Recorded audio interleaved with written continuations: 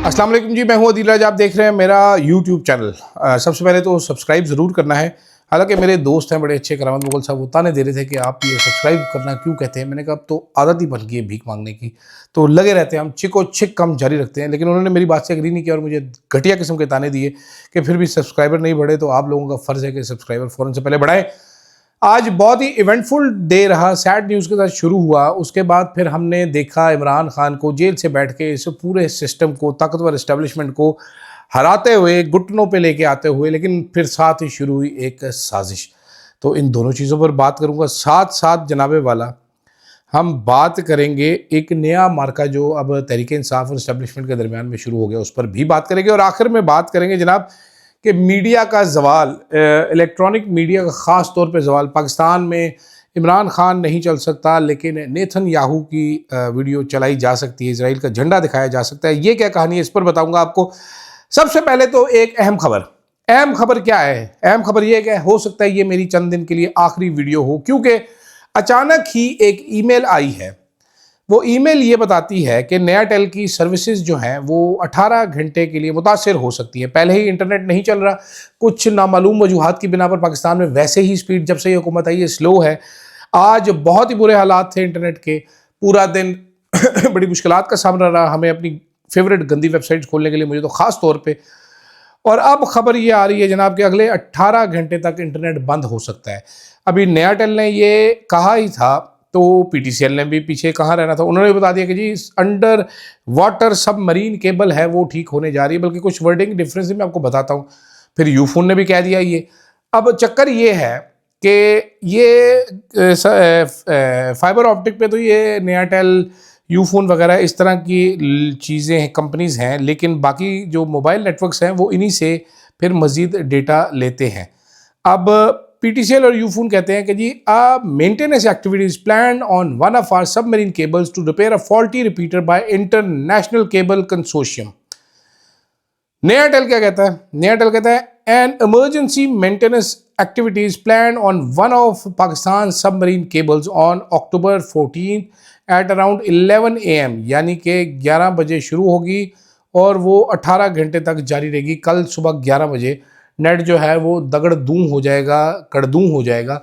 तो ऐसी सूरत हाल में हम क्या करेंगे, कैसे करेंगे? ये मुल्क 18 घंटे इंटरनेट के बगैर रहेगा। बहुत सारे लोग सवाल कर रहे हैं कि ये अचानक ही क्या होगा कि पूरे का पूरा इंटरनेट हमारा वड़ा जाएगा। मैंने कहा वड़ा तो पहले से ही हुआ है, लेकिन देखते हैं आगे क्या होता है। मुझे कुछ मामला ठीक नहीं लग रहा, आई डोंट नो। मेरे पास इससे ज़्यादा मालूमात फ़िलहाल नहीं। मैं कोशिश कर रहा था मालूमात हासिल करने की, लेकिन वो आई नहीं मालूमात, और वीडियो का टाइम आ गया। मैं इस डर से कि कितने वीडियो ही ना बढ़ जाए साड़ी, असी क्या वीडियो तो पहले खड़का दईए, बाकी गल्लां बाद विच करांगे। तो ये इन्फॉर्मेशन आपको दे दी जनाब। दूसरी जानिब जेल से बैठे हुए इमरान खान ने सिस्टम को आज शिकस्त दे दी। सुहेल अफरीदी साहब बड़ी कामयाबी के साथ, सुकून के साथ चीफ मिनिस्टर का इलेक्शन जीत गए। इमरान खान साहब की जो लड़ाई है वो नेक्स्ट फेज में दाखिल हो चुकी है। सुहेल अफरीदी ने एस्टेब्लिशमेंट को आड़े हाथों लिया, DGI-SPR को जवाब भी दिया कि इस्लामाबाद से वो प्रेस कॉन्फ्रेंस करने आया था, शेर भी सुनाया। ठीक है, काफ़ी सारी बातें की, वो बातें की जो इमरान खान साहब करते थे कि भाई ऑपरेशन की इजाज़त नहीं देंगे, अफ़गान पॉलिसी बदलनी होगी, मैं समझाऊंगा वफाक को अफ़गानिस्तान से मुतालिक पॉलिसी बदले। वैसे तो सारी दुनिया हमें कह रही है कि बातचीत करनी पड़ेगी। जो पाकिस्तान के ज़रा मुदब्बिर लोग हैं, समझदार लोग हैं, जिनके घुटनों में कोई गूदा है, वो भी कह रहे हैं कि भाई मसला तो बातचीत से ही हल होगा। अगे तुहाडी मर्जी है, तुसी किन्ने के मज़ाइल मारने हैं, मार लो, लड़ लो, झगड़ लो, लेकिन आखिर में नॉर्मली बातचीत से ही मसला हल हुआ करता है। अब मालूम नहीं तो इस्टेब्लिशमेंट की मर्जी है, क्योंकि मुल्क इस्टेब्लिशमेंट चला रही है। नून लीग तो बस दिखावे का पपेट जमात लगती है।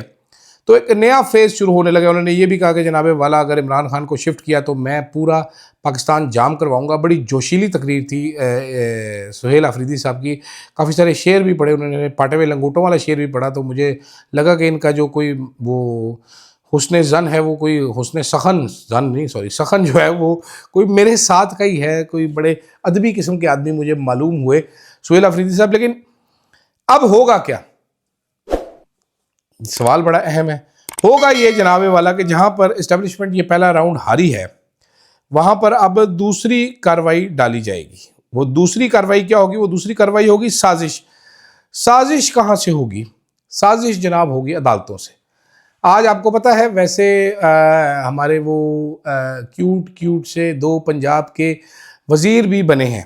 ये वुज़रा की में जो बनाए गए हैं उनमें से एक की उम्र है 86 साल, दूसरे की उम्र है 80 साल। ये पंजाब में 2 नए वज़ीर भर्ती किए हैं, 80 साल और 86 साल का।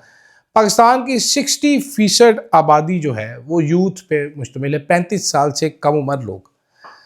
केपीके में आज यूथ का एक नुमाइंदा जो है वो वज़ीर आला बना है, तो ज़रा फ़र्क देखिए, ये 2 दुनियाएं कितनी फ़र्क है। तो इस दुनिया को काबू करने के लिए जो 60% आबादी है, जिसको बेवकूफ़ है क्योंकि वो यूथ है, वो जज्बाती हैं, वो जल्दी रिजल्ट्स चाहते हैं स्कॉटिश राय के मुताबिक, उनको समझ नहीं है अभी दुनिया की, वो बुढ़े नहीं हुए, वो 80-90 साल के होंगे तो उनको पता चलेगा जब उनको sugar, cancer, blood pressure, cholesterol और बवासीर जैसी बीमारियां और कब्ज़ भी साथ साथ हो जाएगी, तब उनको समझ आएगी। तो इसलिए अब शब खून मारा जाएगा अदालतों के जरिए। अदालतों के जरिए क्यों मारा जाएगा?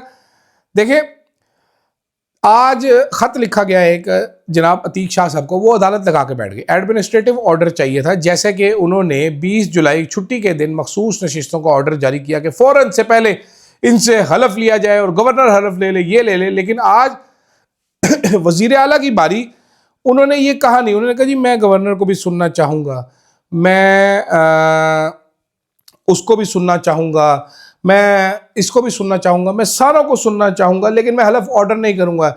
जुडिशल ऑर्डर नहीं करना है, एडमिनिस्ट्रेटिव ऑर्डर करना है। वो अदालत लगा के बैठ गए। क्या ये कंडक्ट होना चाहिए?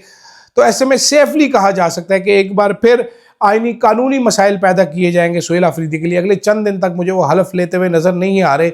तो लड़ाई बड़ी इंटरेस्टिंग में दाखिल होगी। इस्टेब्लिशमेंट कहाँ हार मानती है देखें जनाब। और तहरीक इंसाफ वाले, जब उनसे मेरी बात हुई तो वो कॉन्फिडेंट थे। उन्होंने कहा जी चलो फिर हम भी देखते हैं, तुम तीर आजमा लो, हम जिगर आजमाते हैं, लड़ाई तो अब हमने करनी है, बाकी सारी बातें छोड़ दो, अब फिर ऐसे है तो ऐसे ही ठीक है, करके देख लेते हैं। कुंडी साहब ने इंतहाई घटिया तरीन किरदार अदा किया। सबको पता है, मेरे दोस्त हैं कुंडी साहब, बड़े ज़बरदस्त आदमी हैं, लेकिन बड़ा ही कोई उन्होंने चवली मारी। जो टाउट्स हैं वो भी कह रहे हैं कि यार ये कुंडी साहब को क्या हो गया, साइन का क्या मसला, क्या करी जा रहे हैं कुंडी साहब। तो देखते हैं जनाब इस पर आगे क्या होता है। लेकिन आज दूसरी बात जो इंटरेस्टिंग हुआ वो हुआ है पाकिस्तानी मीडिया पे। आज आपको सही मायनों में मालूम होगा कि पाकिस्तानी इलेक्ट्रॉनिक मीडिया ख़ासतौर पे कितना बेवकत, कितनी टट्टी सहाफ़त करते हैं, शिट जर्नलिज्म करते हैं ये लोग। पाकिस्तान का मीडिया, इलेक्ट्रॉनिक मीडिया, जिसका मैं 22 साल मैंने मीडिया में काम किया। आपको पता है मैं हूँ तो 16 साल का, लेकिन 22 साल का मेरा तजर्बा है मीडिया पे काम करने का, बल्कि अब ज़्यादा हो गया होगा, पिछले साल 22 का था। इमरान खान की तस्वीर नहीं चला सकते, इमरान खान का नाम नहीं लिख सकते, इमरान खान का नाम लेता है वो ऑफ एयर कर दिया जाता है बंदा। ये है मीडिया के हालात। अपनी मर्जी से एक खबर नहीं चला सकते, एक सच्ची खबर नहीं चला सकते। अगर मैं ये कहूँ झूठ नहीं बोलूंगा, बिल्कुल सच कह रहा हूं आपको। इतना फुद्दू, इतना घटिया, इतना थर्ड क्लास जर्नलिज्म जितना पाकिस्तान में हो रहा है कहीं नहीं हो रहा। शहजाद इकबाल साहब ने स्कॉटिश राय से किया था कि जी हमारी क्रेडिबिलिटी मुतासिर हो रही है। उन्होंने कहा जी हम तो आपसे बात नहीं करते, हम तो आपके मालिकों से बात करते हैं। ठीक है, तो अब इसमें बहुत सारी पेचीदगियाँ, मैं ज़्यादा बोलूँगा तो फिर मेरा यूट्यूब चैनल भी मैं करने के काबिल नहीं रहूँगा। मैं चाहता हूँ कि मैं कोई डॉलर शॉलर खोर साफ़ी बन जाऊँ, ज़रा ये खून अशाम दरिंदा टाइप। तो इसलिए मैं ज़रा मोहतात होकर बात करता हूँ कि इमरान खान की फ़ोटो नहीं चल सकती हमारे इस मीडिया पे। लेकिन आज war criminal Nathan Yahoo, mister Yahoo जो हैं, नेथन याहू बहुत लंबा नाम है, याहू कह लेते हैं, तो याहू की फ़ोटो चलती रही, इजराइल का झंडा चलता रहा पाकिस्तानी मीडिया पे। वो इजराइल जिसको पाकिस्तान रिकग्नाइज नहीं करता, वो इजराइल जिसको के लिखा हुआ है पासपोर्ट के ऊपर this passport is not valid for Israel, Pakistani वहाँ पर जा नहीं सकते, वहाँ से इजरायली यहाँ पर आ नहीं सकते। इजराइल के बारे में हम कहते हैं कि इजराइल टेक्नोलॉजी भारत को देता है, भारत वो हम पे इस्तेमाल करता है। डीजे इस्पियार साहब ने बताया था कि बल्कि स्कॉटिश राय ने खबर दी थी इंडिया पाकिस्तान जंग के दौरान कि इजरायली माहिरीन कश्मीर पहुंच गए हैं।